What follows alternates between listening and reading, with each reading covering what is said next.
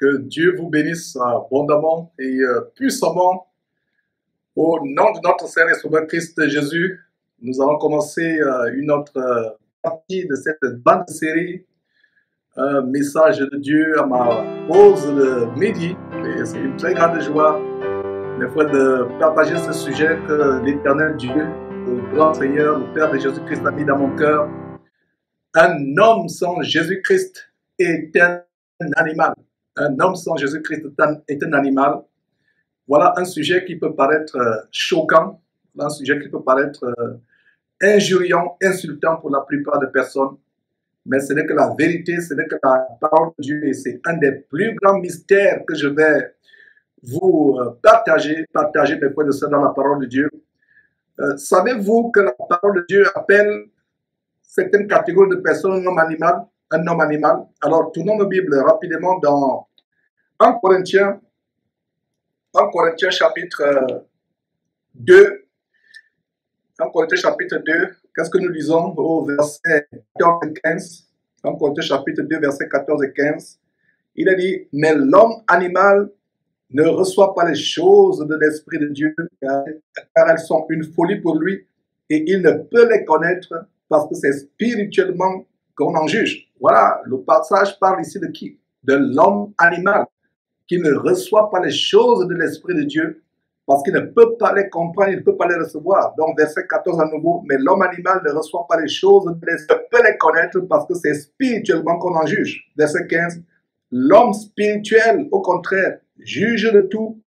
Il n'est lui-même jugé par personne. Il est lui-même jugé par personne. Voilà donc ces deux versets. 1 Corinthiens chapitre 2, versets 14 et 15. Deux catégories de personnes. Une personne, c'est un homme animal et l'autre personne, c'est un homme spirituel. De quel côté voudrions-nous être? De quel côté voudrions-nous être? Un homme animal ou un homme spirituel? Il y a une catégorie des hommes, même des soi-disant chrétiens, qui sont dans la catégorie de l'homme animal. Mes frères et sœurs, est-ce que vous saviez que 2 Corinthiens, plutôt 1 Corinthiens chapitre 2, verset 14, parlait de l'homme animal? D'ailleurs, ce n'est pas le seul passage de la Bible qui compare les hommes à des animaux.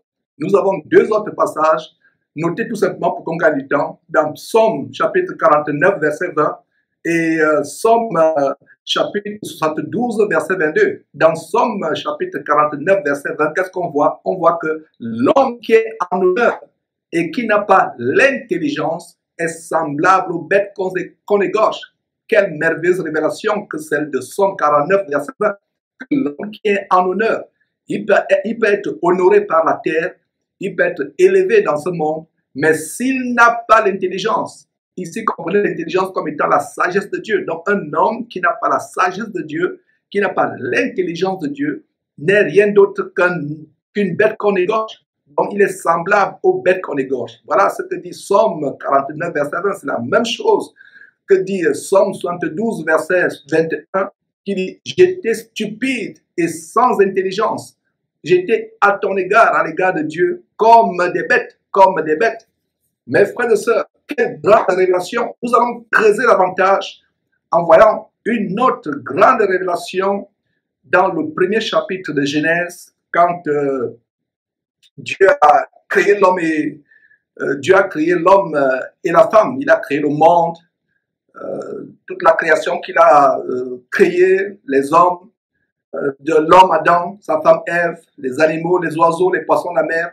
En Genèse chapitre 1, d'ailleurs, le livre de Genèse a fait l'objet d'une étude approfondie pendant plusieurs mois, verset après verset. Il y a un coffret numérique qui est disponible sur notre chaîne YouTube. Une trentaine de chapitres, une trentaine de sections, pardon. Nous avons étudié tous les 50 chapitres du livre de Genèse en Genèse chapitre 1. Mais avant cela, allons dans Ecclésiaste, mes frères et sœurs. Ecclésiaste au chapitre 3. Nous avons une grande comparaison entre l'homme et l'animal. Et tout au long de cette exhortation, de ce message de ce midi, gardez à l'esprit Ecclésiaste chapitre 3, verset 18 à 21. Nous lisons ceci, verset 18. J'ai dit à mon cœur, et c'est le roi Salomon qui est l'Ecclésiaste, qui parle ici. Au verset 18, il dit, j'ai dit à mon cœur au sujet des fils de l'homme, verrai qu'ils ne sont que des bêtes. Voilà, ça reprend ce qu'on a lu en Somme 49, verset 20 et Somme 72, verset 22. Voilà l'Ecclésiaste qui dit ceci, j'ai dit à mon cœur au sujet des fils de l'homme que Dieu les éprouverait et eux-mêmes verraient qu'ils ne sont que des bêtes. Verset 19, car le sort des fils de l'homme et celui de la bête sont pour eux un même sort. Donc il n'y a pas de différence véritablement entre l'homme et l'animal.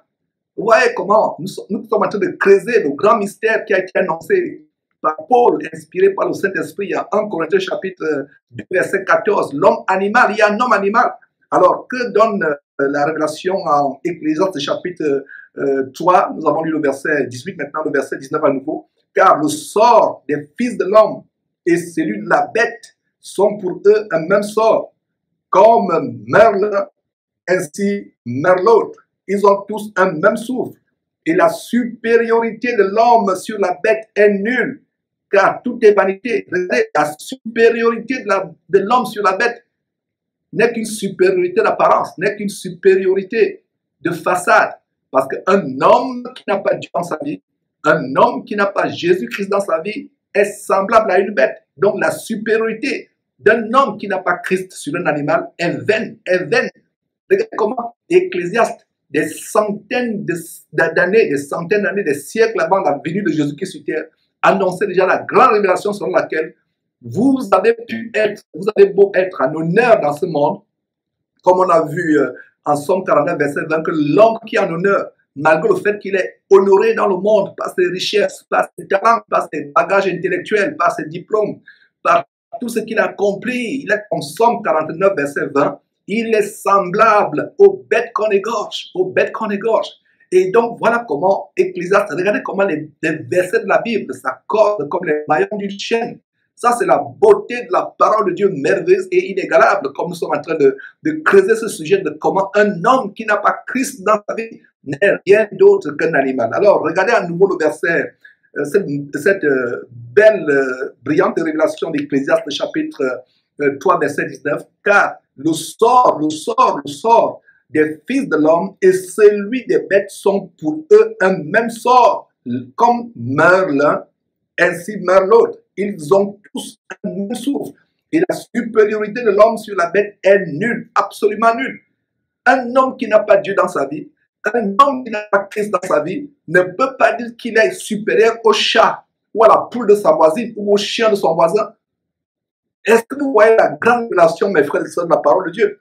Donc, c'est une joie de savoir que quand on est en Christ, on sort du simple cadre animal. Et d'ailleurs, on va voir comment ça s'est passé quand Dieu a créé les animaux et l'homme. Des grandes révélations, on va encore creuser en profondeur, on va même encore aller plus en profondeur que ce qu'on a vu dans l'étude de Genèse. Et donc, regardez le verset 19, comme le sort des fils de l'homme et celui de la bête sont pour eux un même sort, comme meurt l'un, ainsi meurt l'autre. Ils ont tous un même souffle et la supériorité de l'homme sur la bête est nulle, nulle, car tout est vanité. Verset 20, tout va dans le même lieu. Tout a été fait de la poussière et tout retourne à la poussière. Et voilà, ça nous prépare déjà à bien étudier le chapitre 1. Genèse, tout a été fait. Les animaux, l'homme, ils ont été tirés de la poussière. Tous deux. Mais il y a une chose qui diffère l'homme de l'animal, et c'est ce qui est le sujet de cet enseignement aujourd'hui. Et si un homme sur terre n'a pas ce que je vais vous partager, il n'est rien d'autre qu'un animal. Il ne peut pas prétendre être supérieur à une bête, parce que la supériorité, mes frères et sœurs, d'un homme qui n'a pas Christ dans sa vie, qui n'a pas Dieu dans sa vie, sa supériorité sur une bête n'est que vanité, n'est que illusoire, n'est que illusoire. Il n'est rien d'autre qu'un animal. Alors, verset 20, tout va dans un même lieu. Tout a été fait de la poussière et tout retourne à la poussière. Regardez, il y a des gens, vous mourrez comme un chien, vous pourrissez exactement comme un animal, comme un chien. Regardez par exemple un cadavre d'un homme, soit dans un documentaire, ou pour vous, parmi vous qui avez eu l'infortune de tomber sur un cadavre d'un homme pourrissant quelque part. dans une forêt, quelque part dans un quartier. C'est comme un animal. Tout est fait poussière, a été fait poussière, tout retourne à la poussière. Et le verset 21 dit ceci: qui sait si le souffle des fils de l'homme monte en haut et si le souffle de la bête descend en bas dans la terre? Alors, allons creuser ensemble, mes frères et sœurs, cette merveilleuse révélation de Dieu quand Dieu a créé l'homme et la femme et les animaux. Qu'est-ce qui s'est passé? Qu'est-ce qui s'est passé? Il y a donc cette grande révélation. Tournez vos Bibles en Genèse chapitre 1, on va partager cette grande révélation. Comment Dieu créa l'homme et les animaux le même jour, le même jour. Pour vous qui avez suivi cette étude approfondie, verset après verset de Genèse, ce n'est que des rappels, ce n'est que des rafraîchissements. Mais pour vous qui n'avez jamais suivi cette étude ou qui n'avez jamais sérieusement lu le livre de Genèse, surtout le chapitre 1, la révélation c'est que les animaux et les hommes furent créés, et l'homme, Adam, fut créé le même jour. Quand les animaux ici, notez que animaux ici, c'est des espèces animales autres que les oiseaux ou les poissons, parce que les oiseaux et les poissons ont été créés le 5e jour. Le 5e jour. Alors, l'homme et les animaux, quand on dit animaux, ça dit les espèces animalières autres que les poissons et les oiseaux, notez très bien cela. Donc, l'homme et les animaux ont été créés le même jour. Les animaux d'abord avant et ensuite l'homme. Ils ont été créés le même jour. Le même jour. Et qu'est-ce que nous apprenons ici? Nous apprenons l'homme et les animaux, outre que les oiseaux et les poissons, furent créés le 6e jour. C'est la raison pour laquelle, mes frères et sœurs, il y a plusieurs points de ressemblance entre les animaux, les mammifères par exemple, les espèces animalières autres que les poissons et les animaux, les mammifères et ces animaux ont les mêmes structures corporelles ou physiologiques que les hommes. Ouais, il y a une ressemblance. Ouais, la révélation. Dieu l'a créé le même jour, donc il y a une proximité, les mêmes organes internes pour certains animaux, les mêmes organes avec les hommes, certains membres externes, par exemple un chimpanzé ou un singe. Les mêmes fonctions, certaines fonctions de leur corps sont similaires. Tous ont été créés de la poussière. D'ailleurs, c'est ce qu'on vient de lire dans Ecclésiaste chapitre 3, verset 20. Il y a une grande différence entre l'homme et l'animal. L'homme et l'animal, malgré le fait qu'ils ont été tous créés le même jour, tirés de la poussière, mais il y a une très très grande différence. Et la différence se situe au verset 26 et 27. Lisons le verset 26 et 27. Puis Dieu dit, faisons l'homme à notre image, selon notre ressemblance, et qu'il domine sur les poissons de la mer et sur les oiseaux du ciel, sur le bétail, sur la terre et sur tous les reptiles qui rampent sur la terre. Verset 27, Dieu créa l'homme à son image, il le créa à l'image de Dieu, il créa l'homme et la femme. Voilà la grande révélation, mes frères et sœurs, à ce niveau où nous pouvons voir des très très grandes choses. Des très très grandes choses, mes frères et sœurs. L'homme fut créé à l'image de Dieu, à la ressemblance de Dieu. Quelle est la révélation biblique qui nous montre à quoi Dieu peut ressembler? Quelle est la révélation biblique qui nous montre quelle peut être l'image de Dieu? Alors, cette grande révélation a été donnée par Jésus-Christ le jour où il avait cette conversation, qui a d'ailleurs surpris ses apôtres de ce qu'ils le voyaient discuter avec une femme, la femme samaritaine au bord du puits.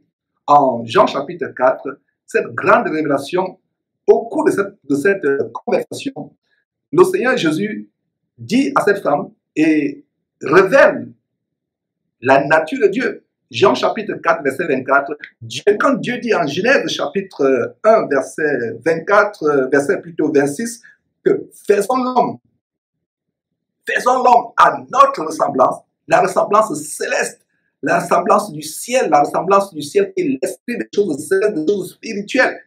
Faisons l'homme à notre image, faisons l'homme à notre ressemblance. Voilà la première distinction entre l'homme et les animaux. Malgré le fait qu'ils furent créés le même jour, ayant pour la plupart des animaux, par exemple, ayant les mêmes fonctions, les mêmes organes, la même physiologie que les hommes, les mêmes organes internes, le même cœur, le même cerveau pour certains animaux, le même système intestinal, etc., créés de la même manière. Donc, La distinction principale, c'est que, un, l'homme est créé à l'image de Dieu. Les animaux n'ont pas été créés à l'image de Dieu. Et cette image, c'est le Saint-Esprit. Et notez très vite en passant que quand Adam et Ève ont péché, ils ont perdu cette ressemblance. Ils ont perdu cette image dans l'homme qui était corps, âme et esprit.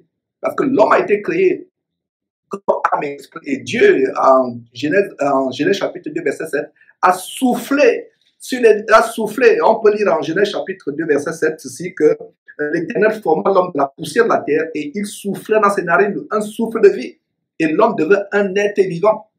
L'homme devient un être vivant. Et dans ce souffle de vie, il y avait cette transmission de la nature divine, de la nature céleste. Non seulement c'était la poussière de la terre, comme les autres animaux, il y avait quelque chose d'additionnel, l'Esprit de Dieu.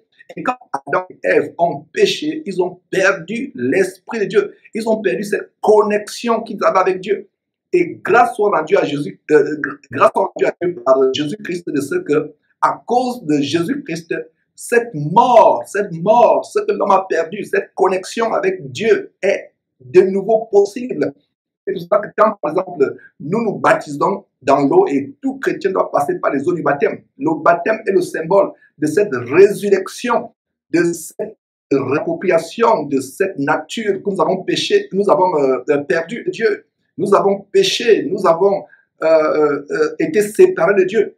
Donc le baptême, c'est une manière pour nous d'ensevelir, d'enterrer avec la mort de Jésus-Christ cette nature pécheresse, cette nature, ce vieil homme, cette nature adamique que nous avons hérité de nos ancêtres Adam et Ève, et d'être ressuscité et en nouveauté de vie, être une nouvelle créature et avoir à nouveau cette connexion avec Dieu qui a été perdue. Donc, le premier point de distinction entre les animaux et les hommes, et l'homme, pardon, malgré que l'homme, Adam et les animaux étaient que le même jour-là, le premier point est que l'homme, lui, a été créé à l'image de Dieu. Il est plus intelligent, il a l'intelligence de Dieu. Regardez par exemple, quand je vois cette grande construction, ces gratte-ciels, ces avions, ces choses impressionnantes, ces merveilles que les hommes bâtissent à travers le monde, c'est la preuve qu'ils ont en eux, en quelque sorte, un petit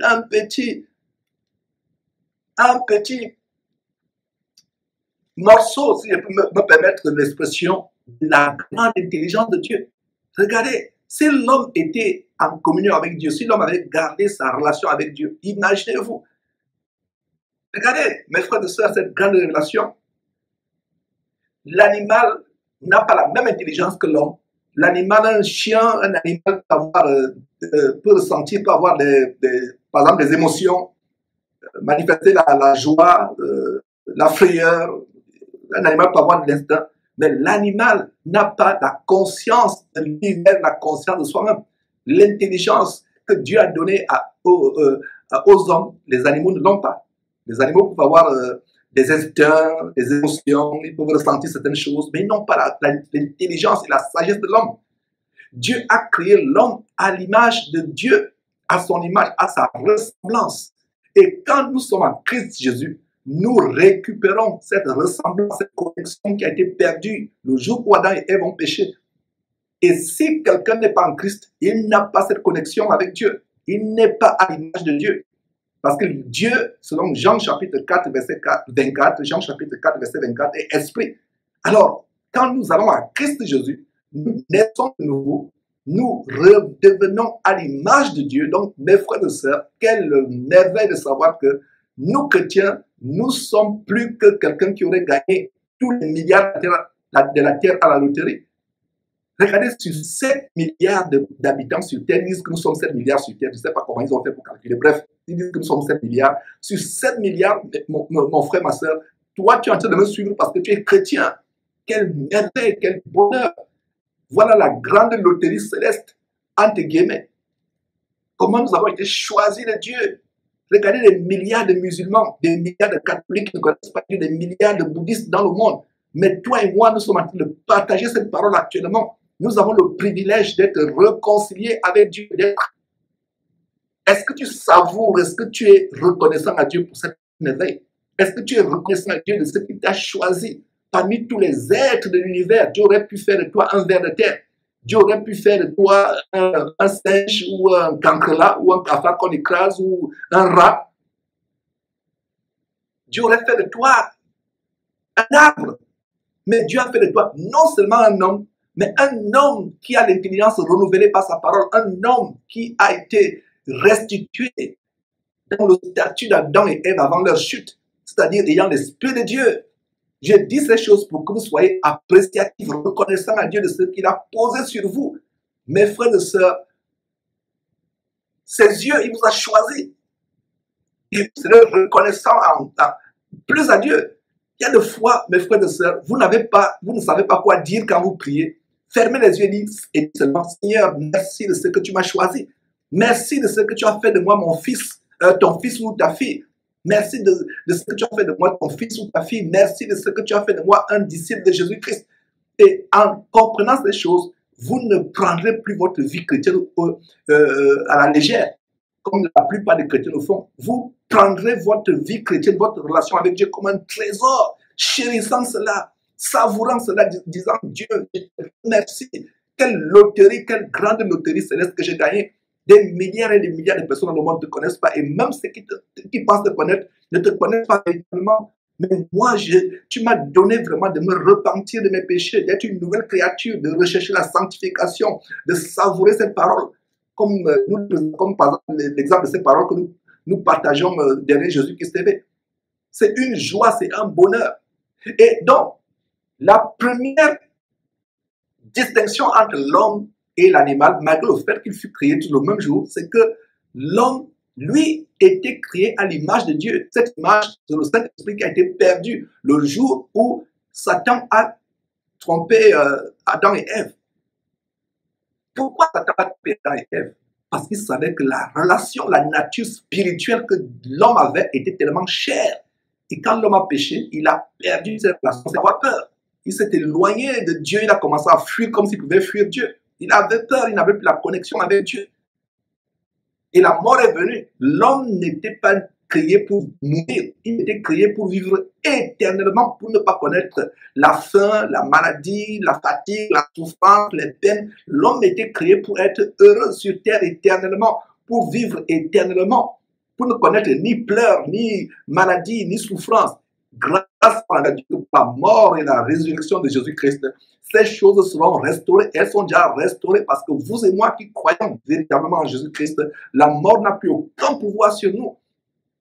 Si on mourait, c'est-à-dire si on s'endormait, nous avons l'assurance au retour de Jésus-Christ. Si nous avons persévéré dans les commandements de Dieu jusqu'à la fin, nous avons l'assurance qu'au retour de Jésus-Christ, nous serons avec lui éternellement. La mort ne pourra plus avoir de pouvoir sur nous. Au paradis de Dieu, il n'y aura ni larmes, ni douleur, ni crainte, ni frayeur, il n'y aura rien de mauvais. Quelle grande révélation, mes frères et sœurs. Donc, un homme qui n'a pas Dieu dans sa vie n'est rien d'autre qu'un animal, absolument un animal. N'oubliez pas Ecclésiaste chapitre 3, c'est le verset qu'on a vu, à partir du verset 18 jusqu'au verset 21. La supériorité de l'homme sur l'animal est vaine, sauf si cet homme a Christ en lui. Donc, le premier point de distinction entre l'homme et l'animal, c'était que l'homme avait été créé à l'image de Dieu. Le deuxième point, mes frères et sœurs, de comparaison, le premier point de distinction qui montre que l'homme était meilleur, la meilleure création de Dieu, c'est au verset 26. Voici ce que Dieu dit à l'homme. Dieu dit, faisons l'homme à notre ressemblance, à notre image, selon notre ressemblance, et qu'il domine sur les poissons de la mer, sur les oiseaux du ciel, sur le bétail et sur toute la terre. Et sur tous les êtres qui rampent sur la terre. Voilà le deuxième point de distinction qui fait que l'homme était supérieur à d'autres créations.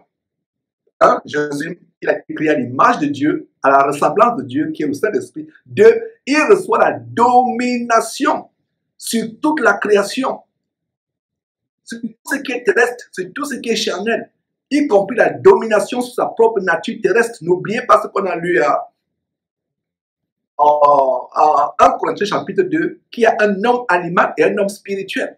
Il y a une partie terrestre, une partie charnelle. Allez lire Galates chapitre 5 qui montre les œuvres de l'esprit.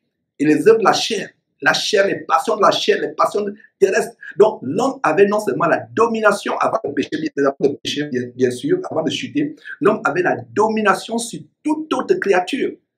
Et comme j'aime à le dire, maintenant, un homme ne peut plus s'amuser, même avec un petit chien agressif, le petit pitbull de votre voisin, vous ne pouvez plus vous amuser avec lui. Alors qu'avant la chute de l'homme regardait un lion, le lion tremblait comme une feuille morte, emporté par le vent. Le lion tremblait.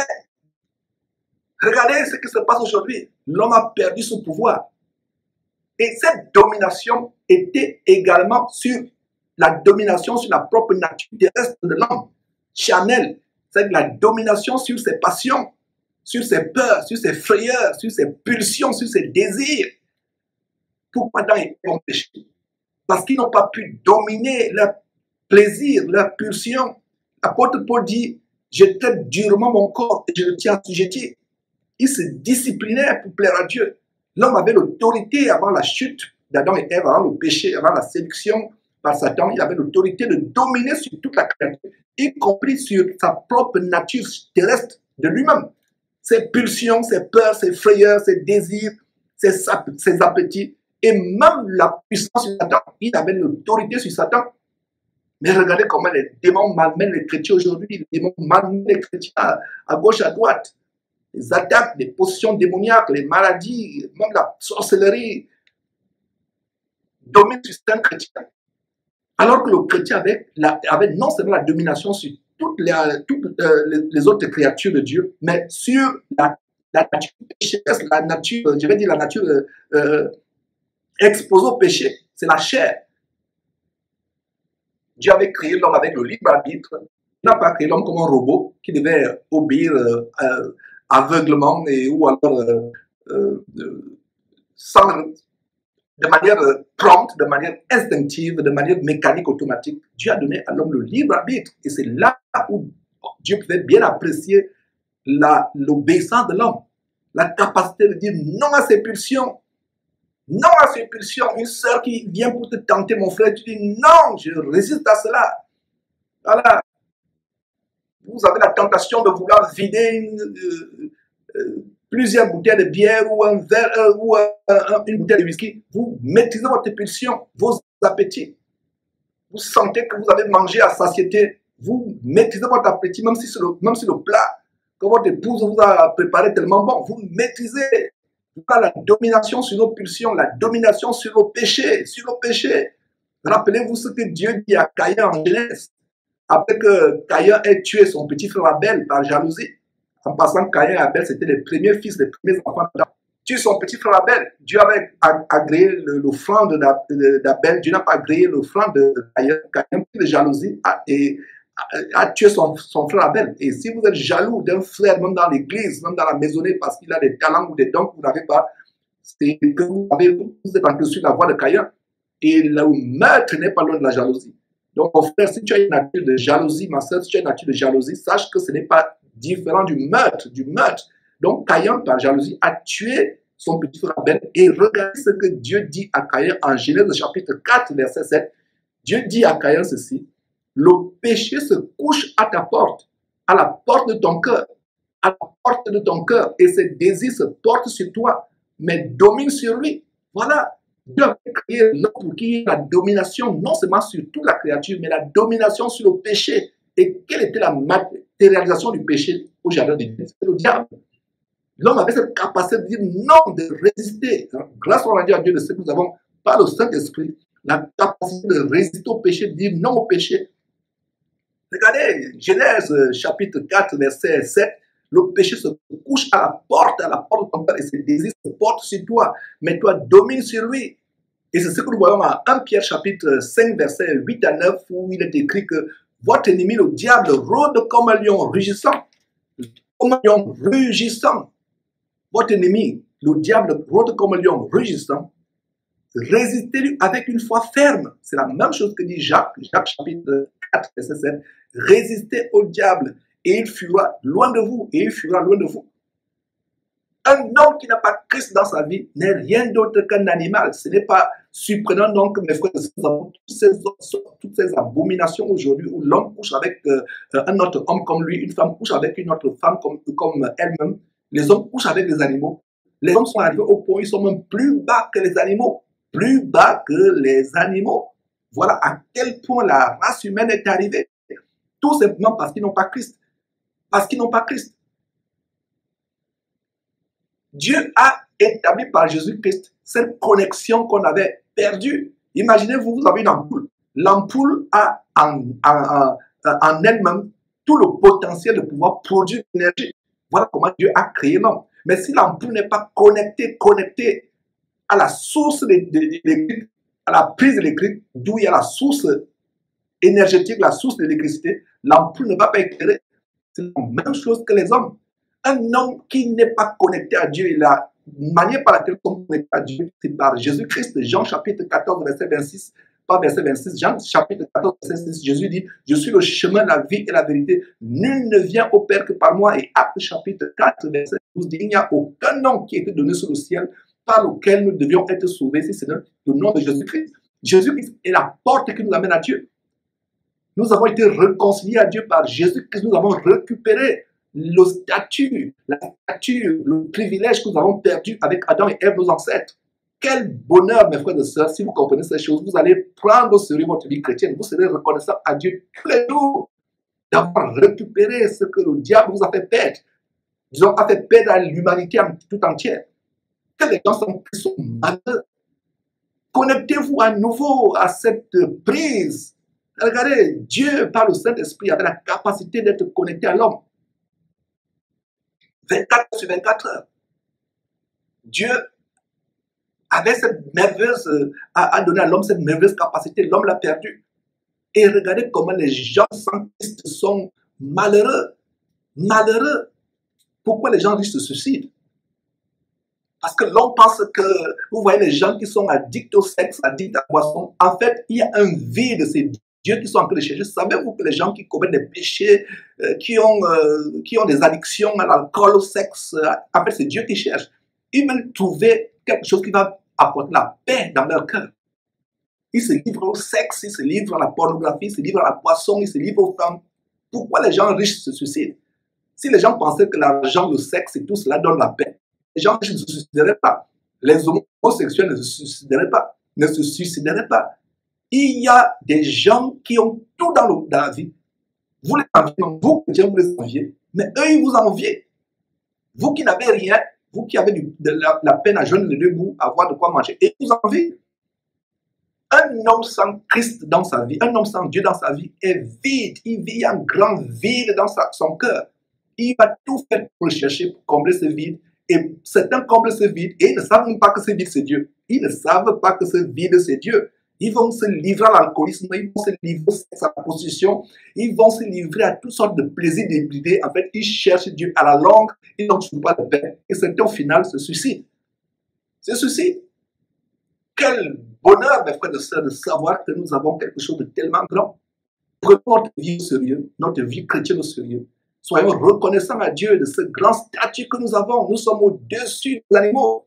Nous avons pu retrouver, récupérer, mes frères et sœurs, en Christ Jésus, cette nature que nous avons perdue avec notre ancêtre Adam et notre mère à tous, Ève.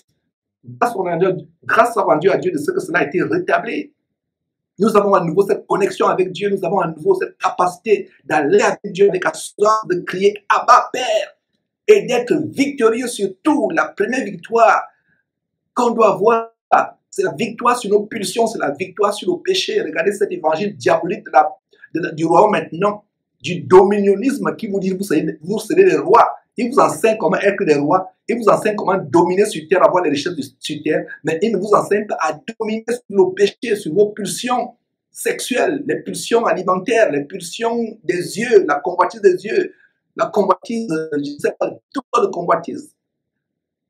En fait, vous êtes esclaves au lieu d'être des gens qui dominent. La première domination que Dieu attend de nous, c'est la domination sur le péché. Et c'est à partir de cette domination que nous pourrions être différents des animaux.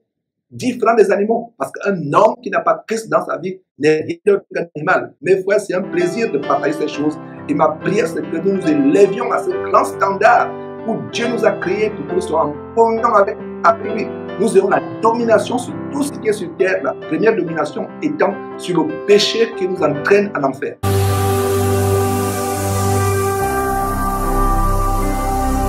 Jésus-Christ TV, vous connaîtrez la vérité et la vérité vous affranchira.